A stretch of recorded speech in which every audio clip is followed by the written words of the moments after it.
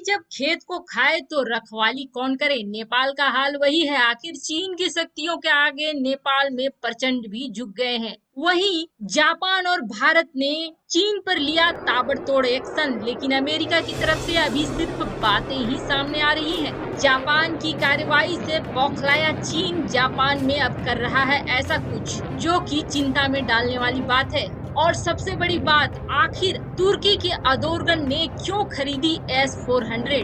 आखिर F-16 विमानें जो उसकी खुद की है, उसके ही खिलाफ S-400 को क्यों इस्तेमाल करना चाहते हैं अदोरगन?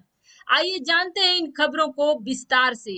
वैसे अमेरिका ने अभी तक कोई खास बड़ा एक्शन नहीं लिया है, सिवाय ऊपरी हाव भाव दिखलाने की। चाहे वह हिंद महासागर और दक्षिण चीन सागर में अपने एयरक्राफ्ट कैरियर को घुमाना हो, या फिर सिर्फ यह कहना हो कि अमेरिका भी सोच रहा है टिकटॉक जैसे चाइनीज एप्लीकेशन को बंद करने की। लेकिन अभी वह सोच ही रहा है और बोल ही रहा है। अमेरिका की बोलने और सोचने में जो चीज दिखाई देती है, वह करनी में नहीं दिखाई देती है।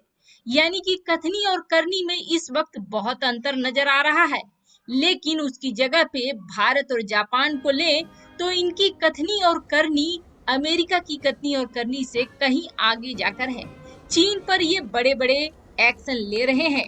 अब जापान ने जो हाल में किया है, वह चीन के लिए बहुत ही कष्टकारी है। दरअसल भारत, अमेरिका और ताइवान के बाद जापान ने चीन को एक तगड़ा झटका दिया है, जिसने चीन से जापानी कंपनियों को वापस निकालने और फिर से जापान में लाने के लिए पैसे देने का फैसला किया है। ऐसा इसलिए किया जा रहा है ताकि लोकल सप्लाई चेन पर कभी कोई असर न पड़े और चीन पर उनकी निर्भरता भी कम हो जाए। जापान अपनी 57 कंपनियों को चीन से वापस लाकर अपने देश में मैन्युफैक्चरिंग करने के लिए करीब 53 करोड़ डॉलर खर्च कर रहा है। और इतना ही नहीं, अन्य 30 कंपनियों को वियतनाम, म्यांमार, थाईलैंड, दक्षिण पूर्व एशियन देशों से अपनी यूनिट वापस जापान लाने के लिए भी पैसे दिए जा रहे हैं। एक खबर के अनुसार सरकार इसके लिए कुल मिलाकर 70 अरब येन खर्च करने वाली है। चीन के खिलाफ खड़े होने वाले देशों का एक और उदाहरण है, क्योंकि चीन का तरीका सही नहीं है। आर्थिक मोर्चे पर ब्लैकमेल करने से दूसरे देश की सीमा का सम्मान नहीं करना किसी भी देश को अच्छा नहीं लग रहा है। ताइवान की सरकार ने 2019 में कुछ ऐसी ही पॉलिसी बनाई थी जैसी आज जापान ने बनाई है। वहीं अमेरिका अभी तक सिर्फ अपनी कंपनियों को निकालने के फिराक में है। आने वाले वक्त पर देखना होगा कि अमेरिका जमीनी रूप से कितना मित्र देशों को मदद करता है। अभी तक तो सिर्फ धड़ाधड़ रूस और अमेरिका अपने अपने हथियार जापान, भारत, मालदीव जैसे देशों को बेचे जा रहे हैं और मुनाफा कमाए जा रहे हैं। अब चीन के खिलाफ उनकी मुहिम सिर्फ बातों तक रहेगी या असली जमीन पर उतरेगी भी, यह तो वक्त ही बताएगा। फिलवक्त सबसे बड़ी बात यह है कि हर देश को अपने अपने दम पर खड़ा होना चाहिए। चीन और जापान एक बार फिर से एक दूसरे के आमने सामने हैं। दोनों देशों ने एक दूसरे के खिलाफ लड़ाई की तैयारी भी शुरू कर दी है। कुछ दिनों पहले ही जापान ने सुरक्षा को लेकर एक व्हाइट पेपर जारी किया था, जिसमें चीन और उत्तर कोरिया को बताया था समस्या। इतना ही नहीं, जापान ने अपनी सेना को मजबूत करने के लिए और अधिक हथियार खरीदने की भी बात करी थी। इस बीच चीन ने जापान के नजदीक स्थित फुजियान से सुइमेन एयरबेस को अपग्रेड करके वहां 24 J-11 एयरक्राफ्ट को तैनात कर दिया है। इन एयरक्राफ्ट की तैनाती का मुख्य उद्देश्य जापान पर दबाव बनाना है। इस एयरबेस पर चीन ने रूस से ली गई S-300 long range surface to air मिसाइलें भी तैनात कर रखी है। पहले यहाँ HQ-9 मिसाइल तैनात थी। वहीं जापान ने भी अपने एयर स्पेस की सुरक्षा के लिए कॉम्बैट एयर पेट्रोलिंग को बढ़ा दिया है। जापान के कई जहाज सुबह से लेकर शाम तक पूर्वी चीन सागर में लगातार उड़ान भर रहे हैं। वहीं रात में भी जापानी एयरपोर्ट के लड़ाकू विमान किसी भी आपातकालीन स्थिति से निपटने के लिए तैयार है। इस बीच जापान ने चीन के किसी भी एयरक्राफ्ट को भगाने के लिए अब 4 फाइटर जेट भेजने का निर्णय लिया है। पहले सिर्फ 2 फाइटर जेट भेजे जाते थे। चीन की बढ़ती दादागिरी से निपटने के लिए जापान रेडार की पकड़ में नहीं आने वाले दुनिया के सबसे घातक फाइटर प्लेन F-35 की फौज भी बना रहा है।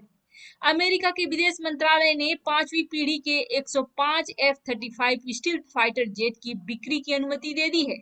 जापान 105 फाइटर जेट के लिए अमेरिका को 23 अरब डॉलर दे रहा है। क्या चीन भी बड़ी तैयारी कर रहा है? उसकी हरकतों को देखें तो ऐसा ही लगता है। लद्दाख में जो कुछ हुआ था उसके बाद चीन ने बहुत सबक ले लिया है। अब उसने तिब्बत में अपना उड़ता हुआ अस्पताल तैनात किया है।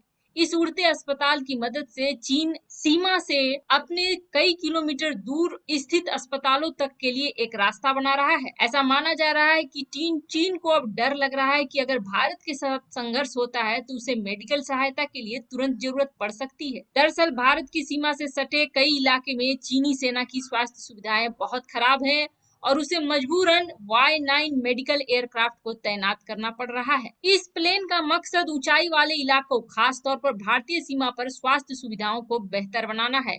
भारत और चीन की हजारों किलोमीटर लंबी सीमा है और कोई स्पष्ट सीमा रेखा नहीं है। ऐसे में चीन हमेशा से दावा ठोकता आया है। हाल में तुर्की ने S-400 का परीक्षण किया अपने ही F-16 विमानों पर। आखिर ऐसा क्यों करा? अदोर्गन को किस चीज का डर लग रहा था जिसकी वजह से अदोर्गन ने अपने ही F-16 विमानों को लक्ष्य करने वाले ऐसे एयर डिफेंस मिसाइल सिस्टम को खरीदने की सोची और इसके लिए वह बड़े बड़े पंगे ले चुका है। वह अमेरिका से भी पंगे ले रहा है और उसके द्वारा लगाए गए बैन को भी सह रहा है। इन सब के बावजूद अदोर्गन ने ऐसा निर्णय क्यों लिया? आपको बताते हैं कि अदोर्गन ने S-400 को लगाने के लिए अपने किन किन चीजों से समझौता करा। तो सबसे पहले अमेरिका ने उसे F-35 के प्रोग्राम से निकाल कर बाहर फेंक दिया। तुर्की को बाहर निकालने का मतलब था नाटो सदस्य होते हुए भी वह F-35 के इस प्रोग्राम में हिस्सा नहीं लेगा। और यह F-35 का प्रोग्राम अमेरिका का क्या था? आपको बता दें, अमेरिका F-35 का दूसरा और एडवांस वर्जन बनाना चाहता है और इसमें एक संयुक्त स्ट्राइकर फाइटर का एक कार्यक्रम को चला रहा था, जिसमें से तुर्की को निकाल कर बाहर कर दिया गया।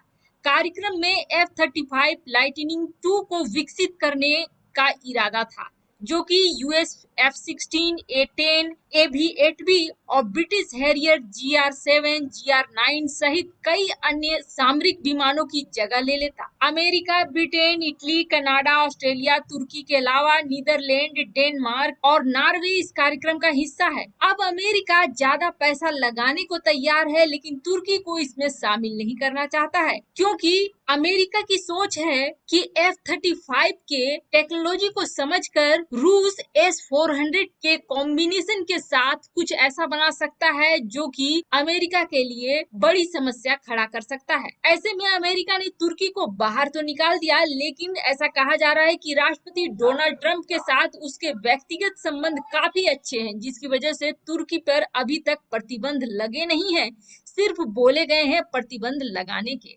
और अब तो एक पिछले दरवाजे से अमेरिका तुर्की के साथ समझौता करना चाहता है और S-400 सिस्टम को खरीदना चाहता है। इसके लिए तुर्की सरकार पर दबाव भी डाल रहा है। हालांकि तुर्की ने इसे मना कर दिया है। तुर्की का कहना है कि ऐसा नहीं हो सकता है, चाहे कुछ भी हो जाए, हम ऐसा कोई प्रस्ताव स्वीकार नहीं करेंगे। और रूस ने भी यह साफ कर दिया है कि तुर्की को ऐसा करने की अनुमति नहीं है।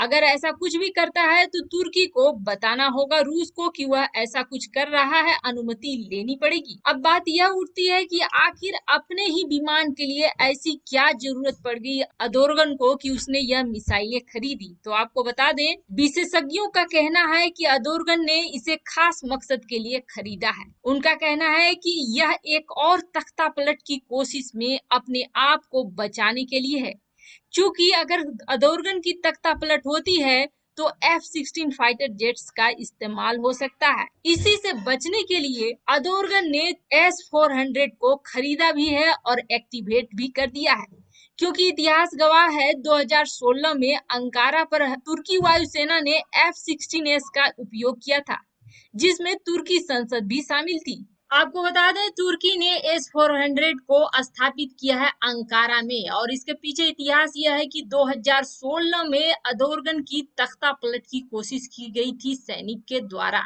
जिसकी वजह से अदोर्गन अब दोबारा उस समस्या में पड़ना नहीं चाहते हैं। उस वक्त भी F-16 विमानों का इस्तेमाल किया था सेना ने और इस बार अदोर्गन F-16 की काट पहले से तैयार रखना चाहते हैं।